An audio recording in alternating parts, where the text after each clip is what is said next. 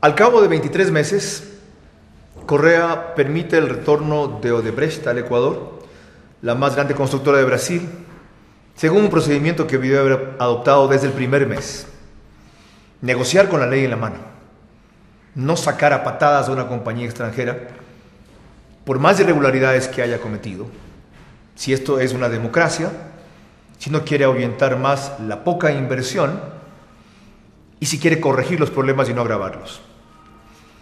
Correa procedió como peón, como lo único que es y para lo único que sirve, y trató a los demás como capataz, para 23 meses después recular, dar marcha atrás, porque a una compañía que acusó de corrupta la vuelve a traer, que ya dejaron de ser corruptos, porque una compañía que acusó de ser la causante de los problemas de San Francisco le vuelve a otorgar el control del proyecto, porque tienen que ellos de paso culminar las reparaciones que ya las hicieron, garantizar el funcionamiento 5 años, entiendo que devolver 20 millones de dólares como compensaciones, aceptar una fiscalización o una auditoría externa y alguna cosa más.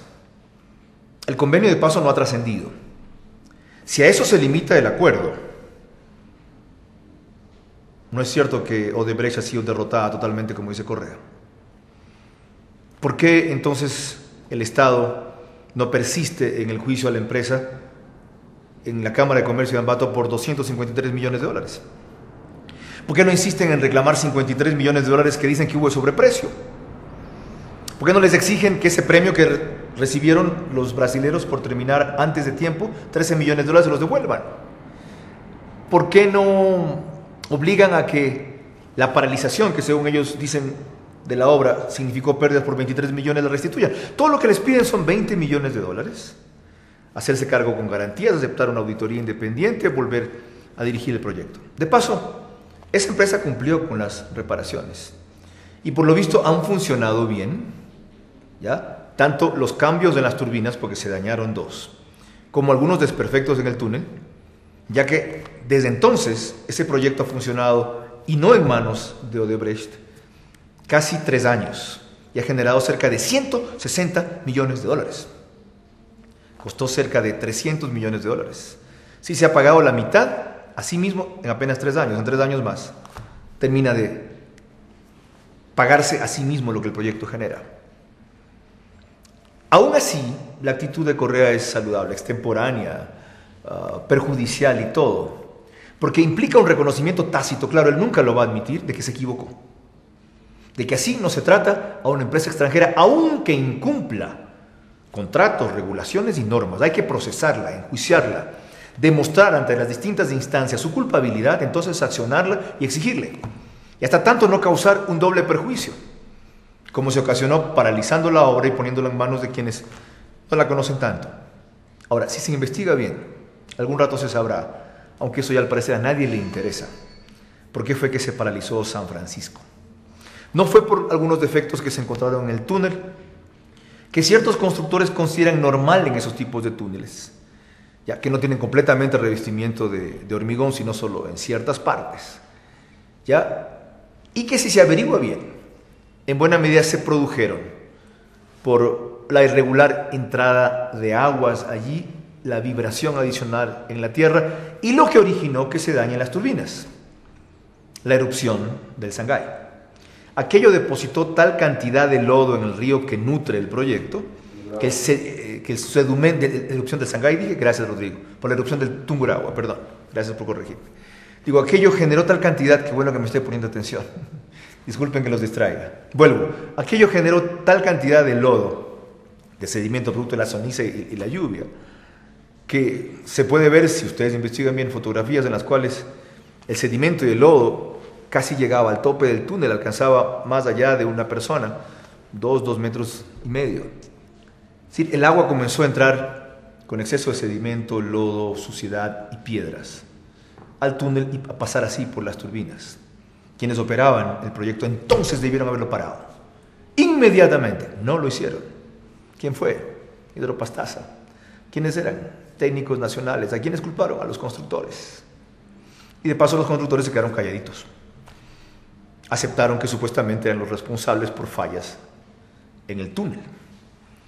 Además, si se investiga bien, se verá que durante casi un año quienes manejaban San Francisco lo hicieron producir por encima de la capacidad recomendada, es decir, sobrecargaron la generación eléctrica en esas turbinas y no con el agua de la limpieza o poca turbidez necesaria para que no se afectaran las turbinas. Y por más que sean esas aletas de acero y hayan tenido un revestimiento como algo parecido a un epóxico, se afectan, pues el acero no es inquebrable ni insensible a la vibración y a una operación por encima de los máximos técnicos. Si algún día se investiga bien, se verá que los operadores nacionales arruinaron el proyecto de Hidropastasa, que la fiscalización en todo caso fue deficiente, si es que ellos pensaban que el túnel debía tener un revestimiento que no tuvo, sí que en efecto hubo hendiduras, fallas, algunas caídas y desplazamientos en el túnel, pero eso no fue lo que originó el problema principal. Ojalá se lo detecte, porque si se lo averigua bien, solo entonces se comprenderá por qué el gobierno ha cedido tanto. Ya no 253 millones, 23 por aquí, 13 por allá, 53 por acullá, y las demandas en el extranjero, sino 20 millones nomás y vuelvan. Eso sí, los otros proyectos que manejaban los brasileros, Aeropuerto Etena, Toachi Pilatón, Bava y Carrizal Chone, Manabí 4, ya no están bajo su control, ni se los van a devolver. En general, esta empresa tenía una operación por cerca de 800 millones de dólares en el país. El Ecuador le representaba 1.5 de su presupuesto. Es para ellos un cliente o un mercado insignificante. Hay que preguntarse también por qué vuelven, si tan insignificantes del país. Porque les afectó a su imagen externa el tratamiento del gobierno ecuatoriano. Más que porque fuese de ellos la culpa o hubiesen fallado técnicamente. Porque sentaron un nefasto precedente sobre cómo se dejan tratar por cualquier dictado suelo de un país pequeño como es el Ecuador. Y eso deja muy mal parada a la empresa, a la inversión extranjera brasilera y a ese país. Y sin duda también porque alguna gente creyó el discurso de ineptos o corruptos, o de las dos cosas. Y la empresa vuelve ahora para limpiar su récord. Me alegro por ambas cosas. Me apena que haya sido un precio tan alto, porque no hay un estadista, sino un patán manejando a patadas las inversiones públicas de las empresas extranjeras. Y hay un segundo interés en lo de Correa. No es así nomás porque deja volver a lo de Brecht. Le mando una señal a Lula, una señal a Brasil, una señal a la inversión extranjera, una señal al Bandes, de quien no se extrañen requerirá más dinero ahora del que le falta para algún tipo de préstamo, y a la propia empresa, que seguramente después de 1 o 2 años estará ganando otros proyectos una vez que haya resuelto su situación o normalizado aquella en el Ecuador. Ojalá fuese entonces una rectificación de fondo de Correa. Ojalá procediese así con las petroleras, negociando con la ley en la mano, no con la amenaza, con la intimidación, con la advertencia de expropiación, con el prejuicio, con el sesgo, con la ideologización de la inversión. Pero no es. Es solo un gesto de Correa con Brasil que pasa por lo de Brecht, porque Lula es un presidente socialista, su pana, a quien va a necesitar para ciertas cosas. Este gobierno no rectifica, recula en ciertos temas, y este ha sido uno de esos.